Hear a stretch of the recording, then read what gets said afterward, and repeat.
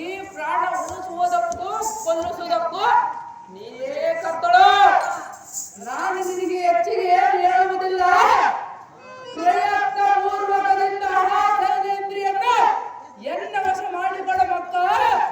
ಇದು ಯಾವ ನಿನಗೆ ದೊಡ್ಡ ಲೆಕ್ಕ?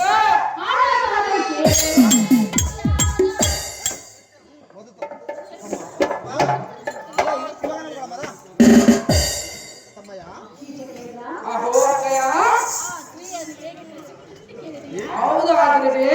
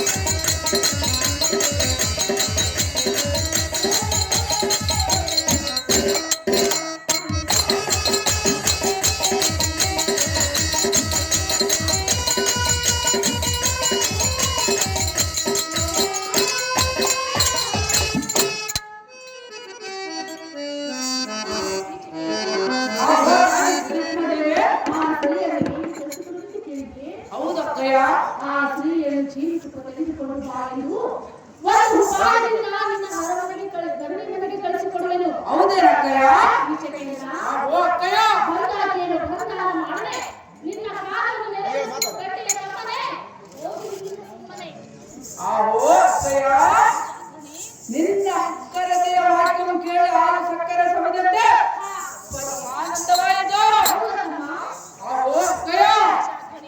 ಹಸುವಿನ ಆತ್ಮದಿಂದ ಬಾಳುವ ಭೋಜನ ದೊರಕಿದರೆ ಅದನ್ನು ನಿಷ್ಠೆಯಿಂದ ಮುಂದಿದ್ದ ಅದನ್ನು ನಿಷ್ಠವು ನಾನಲ್ಲ. ಅಗ್ರಜ ಆ ಬಂಗಾರದ ಪುತ್ಥಳಿ ತರುವ ಅರಗಡಿಯನ್ನು ಎನ್ನ ವಶ ಮಾಡಿಕೊಡಬೇಕ. ಇದು ಯಾವನಿಗೆ ದೊಡ್ಡ ಲೆಕ್ಕ?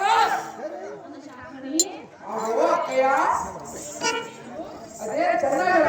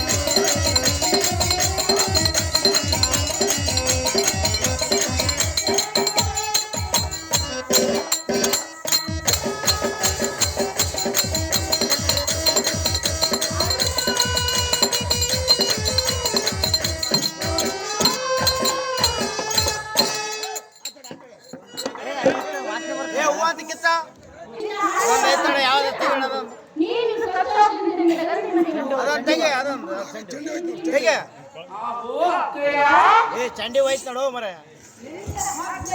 ಪ್ರಶ್ನೆಗೆ ಉತ್ತರ ಹುಟ್ಟಿ ಏನೇ ಅಪ್ಪಣೆ ಎಂದೇ ಪಾಲಿಸುವ ನಾನಿನ್ನು ಹೋಗಿ ಬರಲೇ. ನೀನು ಸಂತೋಷಪಡು ತಮ್ಮನೇ. ಆದರೆ ಆಹೋ ಅಕ್ಕಯ್ಯ, ನಾವು ಹೋಗಿ ಒಂದು ಮಾತ್ರಕ್ಕೆ ಈ ಕಾರ್ಯವನ್ನು ಮಾತ್ರ ಬರೆಯಬಾರದು. ಖಂಡಿತವಾಗಿ ಬರೆಯುವುದಿಲ್ಲ ಶಾಸ್ತ್ರಿ. ಹಾಗಾದರೆ ನಾನು ಇನ್ನೂ ಹೋಗಿ ಬರಲೇ ಅಕ್ಕಯ್ಯ. ನೀನು ಸಂತೋಷಪಡು ತಮ್ಮ. ಬಲವಂತರೇ, ಇದೇ ಕಾರಣವೇ. ಆ ಕಾರಣದಲ್ಲಿ ನಮ್ಮ ಅಪ್ಪಯ್ಯ ಸುಧಿಕಾರವಿಲ್ಲ. ಆ ಪುಷ್ಪಗಳನ್ನು ಬರುವಳಂತೆ. ಅವಳ ಬರುವ ಹಾಗೆ ರಜವನ್ನು ಕೂಡಿಸುವ